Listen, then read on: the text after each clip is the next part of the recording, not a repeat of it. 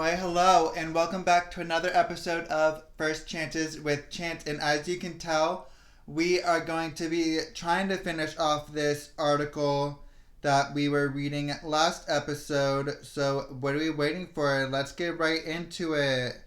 So, yeah, I automatically completely forgot where I was.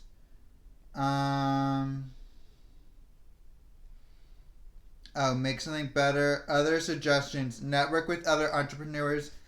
Use Meetup or Eventbrite to find events in the local startup community. Not only will networking with other entrepreneurs help you build valuable relationships, but it'll also give you lots of ideas for some quick tips on how to network efficiently and meaningfully as an entrepreneur.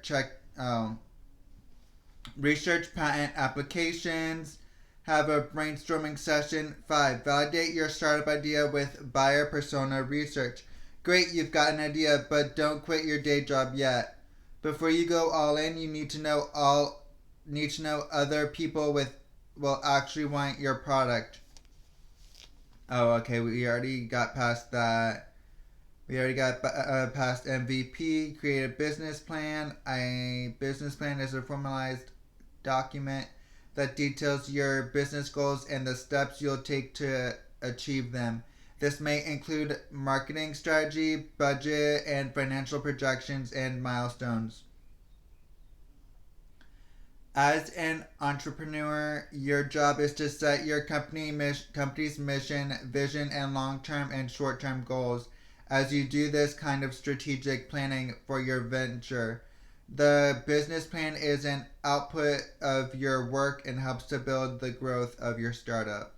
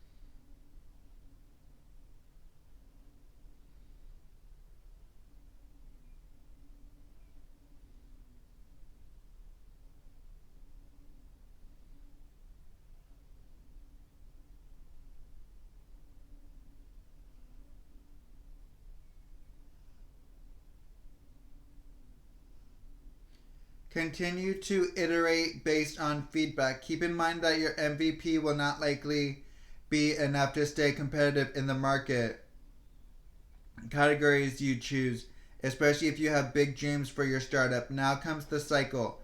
Generating interest and demand, marketing the product, securing customers, selling the product, gauging satisfaction, improving the product based on feedback, and repeat. Optimizing all parts of this flywheel generates the revenue needed to invest in product.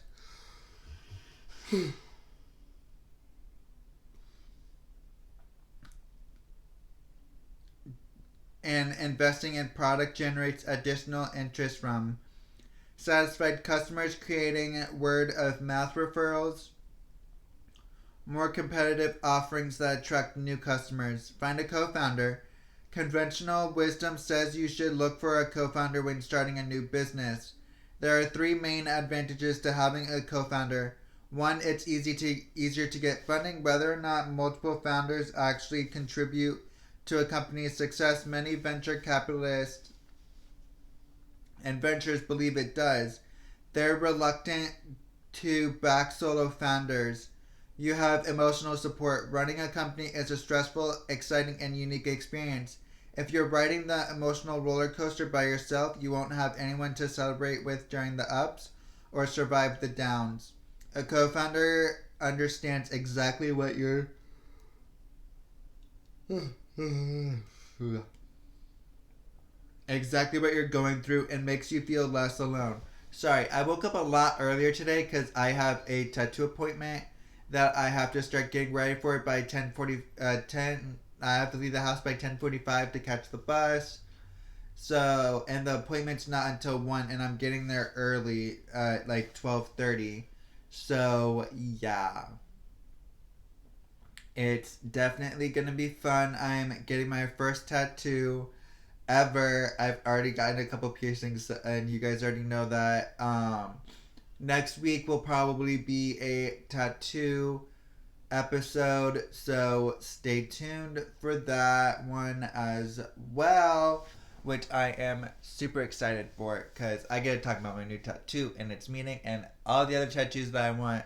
So, yeah, just stay tuned for that one as well.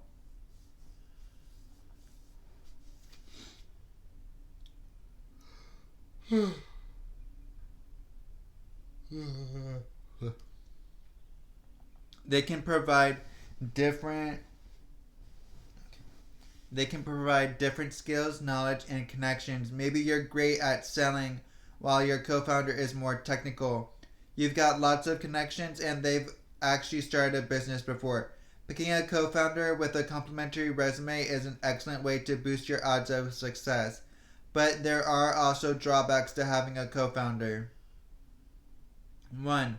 There can be conflict. You and your partner will inevitably disagree. A little healthy disagreement is productive, but if you don't find a solution relatively quickly, you'll waste valuable time and energy. Plus, you might hurt your team's morale. 2. You'll have to split the equity. If you're the sole owner of your company, you start with 100% equity. As time goes on and you hire more people and you receive funding, you'll distribute that equity.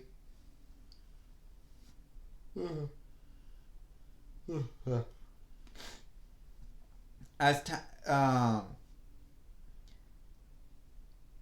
and receive fund, you'll distribute that equity, but you'll likely be giving 0.005% to 35% to a single entity, depending on who they are. If you have a co-founder, you're automatically giving up 40 to 60% of your company in a single swoop.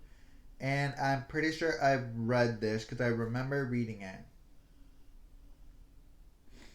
Gaining experience as an entrepreneur. Probably have not read this part though. There are two main ways to approach gaining experience as an entrepreneur: doing the work yourself or hiring for work for it. I might go to a coffee bar. I just wait, cause I'm already ready. I mean, I do have to edit, so I might go there and edit a little bit before I have to get to the bus stop. Like around 10. I don't know.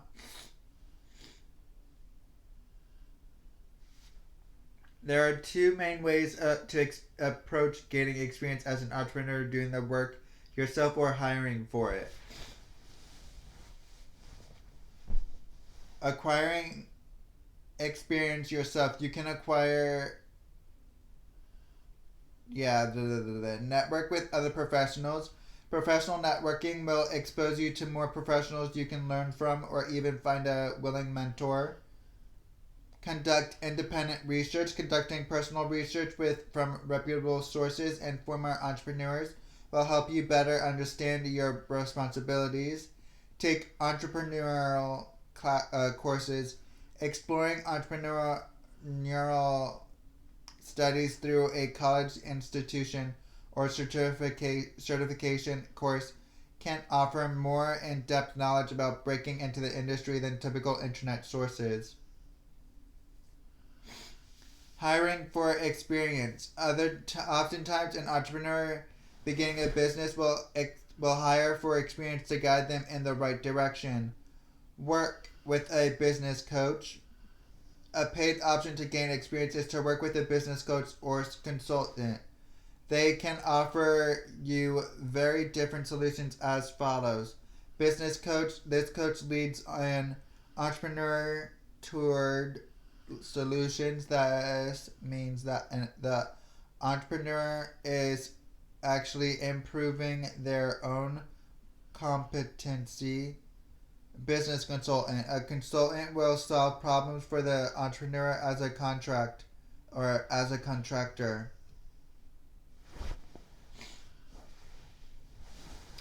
But we're going to go ahead and stop here and take a quick break and be right back. 2. Add experienced individuals to your team. Learn from the very people you bring to your team. Ask your family and friends to invest in your business. Oh.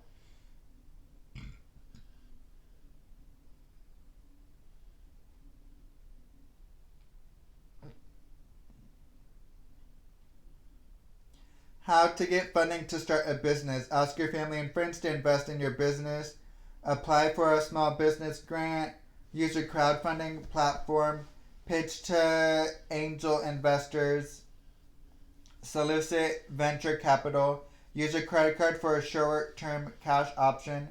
Get a microloan. Bootstrap it. What the heck does bootstrap it mean? I guess we'll find out soon.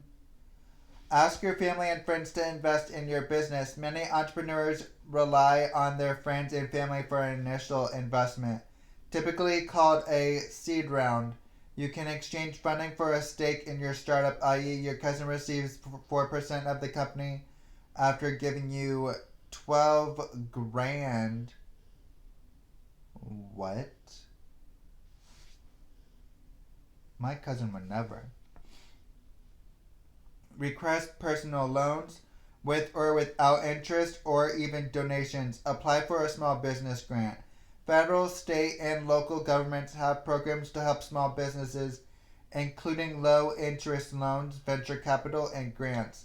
To find programs your company qualifies for, check out grants.gov. Most businesses are eligible, so you might not be able to find anything, but it's worth looking into because, hey, free money. Use a crowdfunding platform. Kickstarter, Indiegogo, GoFundMe, Fundable, and other crowdfunding platforms let you get backing through an online campaign. This method doesn't just generate capital, it can also help you get early product feedback, brand awareness, and sometimes if you have an interesting story or especially cool product, press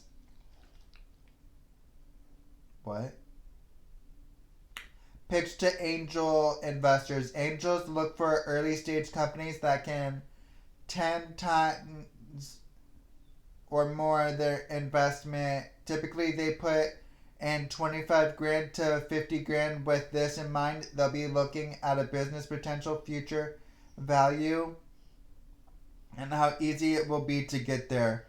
They will be extremely diligent in making sure you understand your target customers, the product space, how you'll make money, and how you'll scale.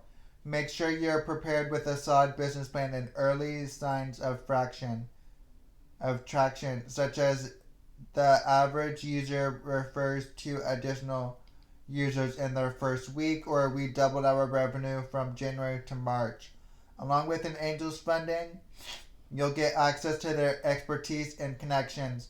They'll receive equity in exchange. Solicit venture capital. Venture capital firms look for young private companies. Like angel investors, VC firms are looking for high risk, high return investments. The returns they expect depend on just how mature your startup is. If they invest right before your company goes public or gets acquired, a 3 times return is good. But if a VC firm invests very early, they're probably looking for a 7x to 10x return. Use a credit card for a short-term cash option. It's typically not a good idea to use your credit card to pay for business expenses unless of course you can pay the balance. Sometimes you have no choice. You need money and fast, but sacrificing your credit score and racking up credit card debt will hurt your business in the long run, not to mention your personal financial health. Get a microloan. You can apply for a loan in your company's first year as lenders are unwilling to make such a high risk investment. However, you can take advantage of the Small Business Administration's microloan program. Small businesses can receive up to $50,000 to $50,000. The average SBA loan is $13,000. This is a list of SBA. Oh, I don't need that. Microlenders and nonprofit lenders are other options. These lenders often seek out minority or disadvantaged entrepreneurs. Their terms are usually very fair. NerdWallet's guide to bootstrap it. If you need to accept money from anyone, you don't need to accept money from anyone else if you don't want to. Some companies never raise funding at all. Their founders pay for initial costs by themselves, and then when the company becomes profitable, its revenue covers all expenses. This option allows you and your co-founder, if you have one, to hold on to a much bigger percentage of your company, but you may grow less quickly without big infusions of cash. If you do decide to bootstrap, why am I yawning so much? If you decide to bootstrap, keep your budget as lean as possible to extend your company's lifetime.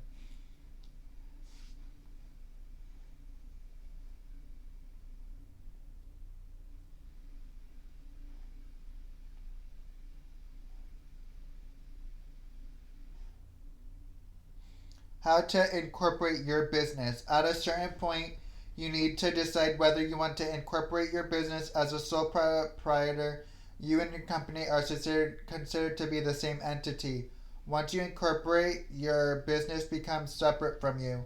From a legal standpoint, it can buy and sell property, incur taxes, sue and be sued, set up contracts, and commit crimes. We don't want any of that. Besides the separation part. The advantages of incorporating. First and most importantly, a corporation protects you from businesses' debts and obligations. Creditors can typically only seek repayment from the corporation's assets, not your personal assets, like your house, car, bank account, and so on. You also not You're also not legally liable for the corporation's actions. In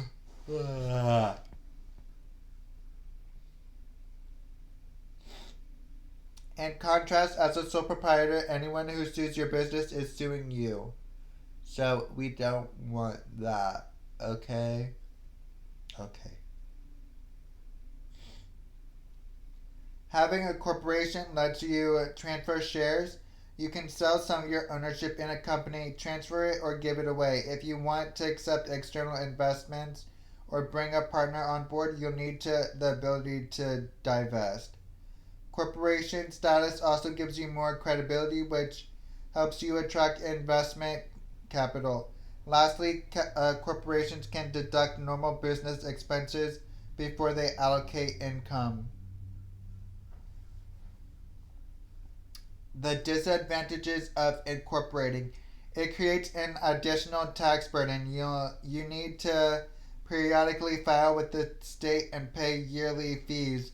The process can be relatively time consuming, and hiring a lawyer can cost anywhere from a few hundred to a few $1,000s. You don't need to incorporate. There are a variety of business structures to choose from. But if you have a co-founder, need external funding, and would like legal protection, it's a good idea. Once you've decided to incorporate, you must choose between becoming a limited liability company, LLC, or S corporation. The SBA has a handy gun. I don't care. I mean, I do care.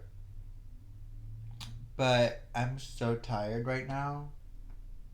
I'm just hoping I wake up in the next couple minutes, because I really only have an hour left before I really have to start getting everything ready.